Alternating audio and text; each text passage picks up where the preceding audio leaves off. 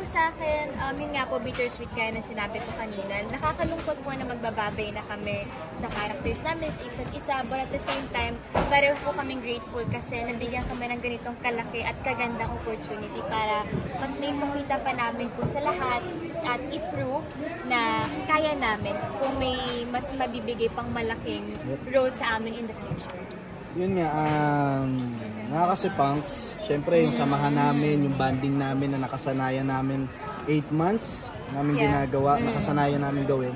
Tapos biglang wala na, may kanya-kanya na, may mga shows na yung iba nagbakasyon na. So, yun yung mamimiss ko. Pero,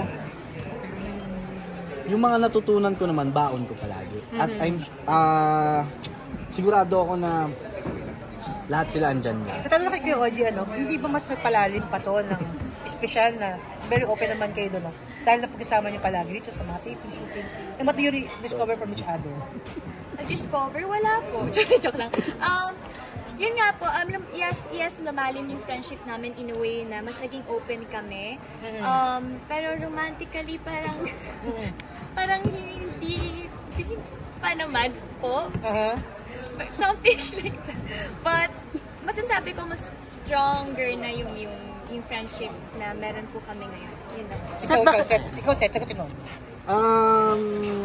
Ayun, romantically, mas lumalim, ito muna, mas lumalim yung samahan namin, pero romantically, siguro, hindi pa namin naibigan. Bakit kayo?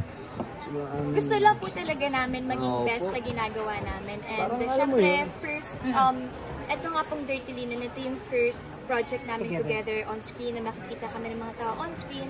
And parang this is the first show na parang somehow meron kami pinrove na kaya po namin together. Saka tumatanda kami. Yes.